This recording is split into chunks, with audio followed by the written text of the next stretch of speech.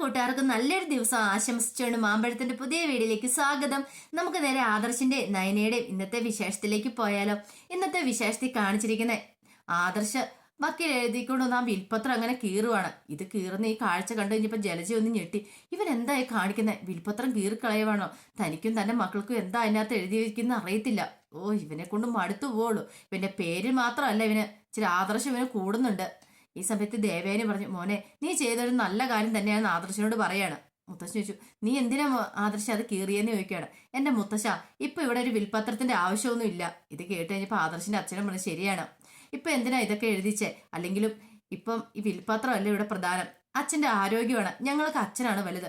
ഒരു കാരണവശാലും ഈ അനന്തപുരി തറവാട് വെട്ടിമുറിക്കാനായിട്ട് ഞങ്ങൾക്ക് ആർക്ക് സമ്മതമല്ലെന്ന് പറയണം. ഇത് കേട്ട് കഴിഞ്ഞാൽ മുത്തശ്ശൻ പറഞ്ഞു, ഇപ്പൊ നിങ്ങൾ ഇതൊക്കെ പറയും, പക്ഷെ എന്റെ കാലശേഷം ഇവിടെ ഒരു സ്വത്ത് തർക്കങ്ങളൊന്നും ഉണ്ടായിക്കൂടെന്ന് പറയണം. ഇത് കേട്ട് കഴിയുമ്പോൾ ദേവേനെ പറഞ്ഞു, അതിന്റെ ഒന്നും ആവശ്യം വരത്തില്ല അച്ഛാന്ന് പറയണം. ഇതൊക്കെ ഇപ്പൊ പറയും, പക്ഷേങ്കില് പിന്നീട് അതൊരു പ്രശ്നം ആവരുത്. കുഴപ്പമില്ല, ഇപ്പൊ നിങ്ങൾ എല്ലാരെയും കാണിച്ചോണ്ടല്ല ഞാനിത് ചെയ്തേ.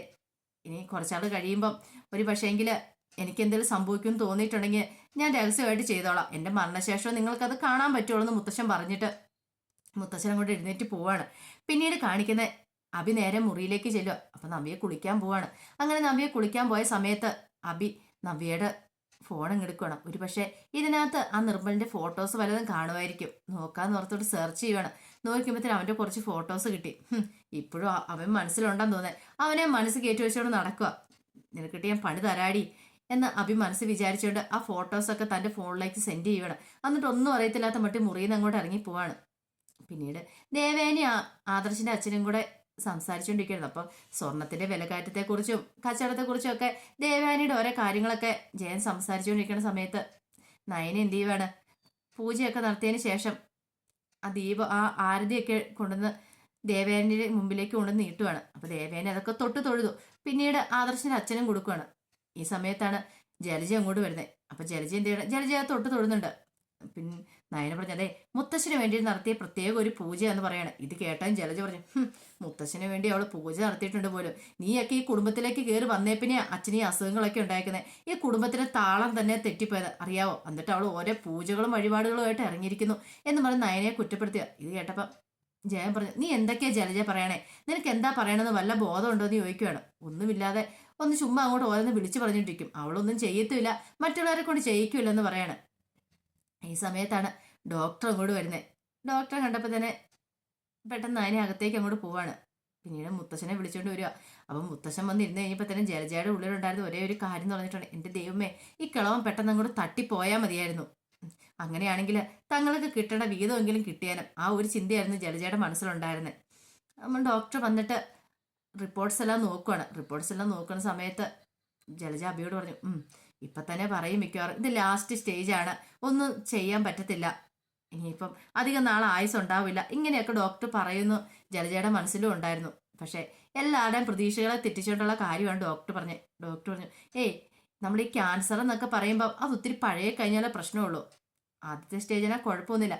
എല്ലാവർക്കും ഒരു ഭയമൊക്കെ ഉണ്ട്, ക്യാൻസറിനെ നമുക്ക് ഇല്ലാതാക്കാൻ കഴിയില്ലെന്ന്. പക്ഷെ കഴിയും.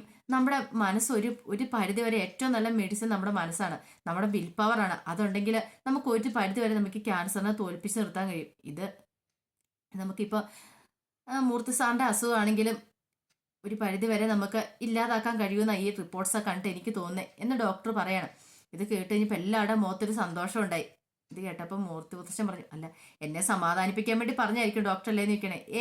അങ്ങനെയൊന്നും ഇല്ല മൂർത്തി സാറേ, ഞാൻ ഉള്ള കാര്യം തന്നെയാണ് പറഞ്ഞത്. മൂർത്തി സാറിന്റെ അസുഖം ഇത് നമുക്ക് ചികിത്സിച്ച് ഭേദമാക്കാവുന്നുള്ളെന്ന് പറയാണ്. പിന്നെ എപ്പോഴും മൈൻഡൊക്കെ നല്ല പ്രസന്നതയോടെ വെച്ചോണ്ടിരിക്കുക, അല്ലാതെ മനസ്സിൽ സങ്കടങ്ങൾ വെച്ചോണ്ടിരിക്കില്ല. പിന്നെ എപ്പോഴും വേണ്ട നമുക്ക് ഒരു ബോഡിക്ക് വിശ്രമം കൊടുക്കണം എന്ന് പറയാണ്. ഇത് കേട്ട് കഴിഞ്ഞ് മുത്തശ്ശി പറഞ്ഞു ഒരു കാര്യം ചെയ്യാം, ബാ എന്ന് പറഞ്ഞിട്ട് കയറ്റിക്കൊണ്ട് അങ്ങോട്ട് പോവാണ്, അകത്തേക്ക് അങ്ങോട്ട് കയറ്റിക്കൊണ്ട് പോവാണ്. ഇനി ഇവിടെ ഇരിക്കണ്ട, കാരണം കുറെ സമയമായി മുത്തശ്ശൻ ഇരിക്കാന്നുണ്ട് എന്ന് പറഞ്ഞ് മുത്തശ്ശൻ അങ്ങോട്ട് കയറ്റിക്കൊണ്ട് പോവാണ്. അങ്ങനെ മുത്തശ്ശൻ പോയോണ്ട് ഡോക്ടർ പറഞ്ഞു, എപ്പോഴും കൊടുക്കേണ്ടത് മനസ്സിന് സന്തോഷമാണ് കൊടുക്കേണ്ടത്. എന്തെങ്കിലും കാരണം ഉണ്ടെങ്കിൽ പോലും സങ്കടപ്പെടേണ്ട കാര്യങ്ങളാണ് പോലും ഒരു കാരണവശാലും അത് മൂർത്തി സാറിനെ അറിയിക്കാതിരിക്കുക. അങ്ങനെയാണെങ്കിൽ കുറെ കാലം കൂടെ അദ്ദേഹം ജീവിച്ചിരിക്കും. അത് മാത്രമല്ല, ഇനി നമുക്ക് ട്രീറ്റ്മെന്റ് തുടങ്ങാവുന്നുള്ളൂ, ഇത് നമുക്ക് ചികിത്സിച്ച് ഭേദമാക്കാന്ന് പറയണം. അങ്ങനെ ഡോക്ടർ യാത്ര പറഞ്ഞ് ഇറങ്ങി കഴിഞ്ഞപ്പോൾ തന്നെ ജയൻ പറഞ്ഞു, കേട്ടില്ലേ പറഞ്ഞേ, അച്ഛന് സന്തോഷം കൊടുക്കണമെന്ന് പറഞ്ഞു. ഇപ്പൊ സന്തോഷം ഉണ്ടാക്കുന്ന കാര്യങ്ങളാണ് ഇവിടെ സംഭവിച്ചുകൊണ്ടിരിക്കുന്നത്, അല്ലല്ലോ. പിന്നെ ദേവയാനോട് പറഞ്ഞു, നീ തന്നെ നിന്റെ മരുമോളോട് എന്തൊക്കെയാ കാണിച്ചുകൊണ്ടിരിക്കുന്നത്, അതിന്റെ പേരിൽ അച്ഛന്റെ മനസ്സിൽ എന്തൊക്കെ വേദനയുണ്ടെന്നറിയാവോ. അതുകൊണ്ട് നീ ഒന്നുകൂടെ ശ്രദ്ധിക്കണം ദേവേനി. ഒരു കാരണവശാല് അച്ഛന് മനസ്സ് വേദനിക്കാനായിട്ട് ഇടയാവരുമെന്ന് പറയാണ്. ഇത് കേട്ട ദേവേനി പറഞ്ഞു, ഞാൻ എന്ത് തെറ്റെന്നാ? നീ ഒന്ന് തെറ്റ് ചെയ്യുന്നല്ല പറഞ്ഞേ, നിനക്ക് തന്നെ അറിയാവുന്ന കാര്യങ്ങളാ. എല്ലാവരും എനിക്ക് ഇതോ പറയാനുള്ളൂ. പിന്നീട് ആദർശനോട് ഇത് തന്നെ പറയണേ, നിന്റെ ഭാര്യയുടെ കാര്യത്തിലാണ് അച്ഛൻ ഏറ്റവും കൂടുതൽ ടെൻഷൻ ഉള്ളത്. നീയും നയനമോളും നല്ലതായിട്ട് ജീവിക്കുന്ന കാണണം. എപ്പോഴും അച്ഛൻ അത് തന്നെയല്ലേ പറയണേ. അതുകൊണ്ട് അച്ഛൻ്റെ മനസ്സിനൊരു വേദന ഉണ്ടാക്കരുത്. ഞാൻ പറയുന്നത് നിനക്ക് മനസ്സിലാവുന്നുണ്ടല്ലോ എന്ന് പറഞ്ഞിട്ടാ ജയൻ അങ്ങോട്ട് കയറി പോവാണ്. പിന്നീട് കാണിക്കുന്ന മുത്തശ്ശൻ്റെ അരിയിലേക്ക് ദേവേനി മുത്തശ്ശിയും കൂടെ വരുവാണ്. മുത്തശ്ശി ഇങ്ങനെ ഓരോന്ന് ആലോചിച്ചുകൊണ്ടിരിക്കുക. മുത്തശ്ശൻ പറഞ്ഞു, ഇനിയിപ്പോൾ എത്രയും പെട്ടെന്ന് നടക്കേണ്ട കാര്യങ്ങളൊക്കെ നടക്കണമെന്ന് പറയാം. ഇത് കേട്ടപ്പോൾ ദേവേനി പറഞ്ഞു, അതെ അത് ശരിയാ അച്ഛൻ പറഞ്ഞ്, എത്രയും പെട്ടെന്ന് അനിയുടെ വിവാഹം അങ്ങ് നടത്തണമെന്ന് പറയാം. മുത്തശ്ശി പറഞ്ഞു, ശരിയാ, അതൊരു നല്ല കാര്യം, ഒരു മംഗളകാര്യം വീട്ടിൽ നടക്കട്ടെ, എല്ലാവർക്കും സന്തോഷമാവില്ലേ എന്ന് പറയുന്നുണ്ട്. അല്ലാതെ ഇപ്പൊ ഇടപെടിയെന്ന് നടക്കുമെന്ന് മുത്തശ്ശൻ ചോദിക്കുന്നുണ്ട്. അതിനിപ്പോ എന്താ നടത്താം, ഞാനും ആദർശും ജയേട്ടനും എല്ലാവരും ഉണ്ടല്ലോ, ഞങ്ങളെല്ലാം മുൻപന്തിൽ നിന്ന് കാര്യങ്ങളൊക്കെ നടത്തിക്കോളാം. അച്ഛൻ അതിനെക്കുറിച്ചൊന്നും അറിയിച്ച് ഒരു ടെൻഷൻ വേണ്ടെന്ന് പറയാണ്. എന്ന് പറഞ്ഞ് ദേവേനെ അങ്ങോട്ട് ഇറങ്ങിപ്പോയി കഴിഞ്ഞപ്പോൾ മുത്തശ്ശൻ പറഞ്ഞു, അല്ല വസുന്ധരെ, നിനക്ക് ഇവളെക്കുറിച്ച് എന്താ അഭിപ്രായം എന്ന് ചോദിക്കുക. ആര്, ദേവേനെ കുറിച്ചോ? അതെ, അവളെക്കുറിച്ച് എന്താ? അവളെക്കുറിച്ച് എനിക്ക് നല്ല അഭിപ്രായം മാത്രമേ ഉള്ളത് പറയാണ്. പിന്നെ ഏക ഒരു അഭിപ്രായ വ്യത്യാസമുള്ളത് നയനയുടെ കാര്യത്തില. മുത്തശ്ശൻ പറഞ്ഞു, ശരിയാണ്, അവൾ നല്ല മരുമോള് തന്നെയാണ് കുടുംബത്തിന്റെ. പക്ഷെ അവൾക്ക് ഇതുവരെയായിട്ടും അവളുടെ മരുമോളെ അംഗീകരിക്കാൻ പറ്റിയിട്ടില്ല. അത് അവളുടെ ഏറ്റവും വലിയൊരു കുഴപ്പമെന്ന് പറഞ്ഞിട്ടുണ്ടെങ്കിൽ, ആ ഭാഗം കൂടെ ഓക്കെ ആയിട്ടുണ്ടെങ്കിൽ അവളെ കൊണ്ട് വേറെ ഒരു കുഴപ്പങ്ങളും ഇല്ല. എല്ലാം കൊണ്ടും ഈ വീടറിഞ്ഞ് ഈ വീട്ടിലത്തെ കാര്യങ്ങളൊക്കെ നോക്കിയും കണ്ടും ചെയ്യുന്നവൾ അവളെന്ന് മുത്തശ്ശൻ പറയാണ്. പിന്നീട് അനി ഇങ്ങനെ ഓരോന്നൊക്കെ ആലോചിച്ചുകൊണ്ടിരിക്കുന്ന സമയത്ത് അനിയുടെ അടുത്തേക്ക് ആദർശും ദേവേനയും കൂടെ ചെല്ലുവാണ്.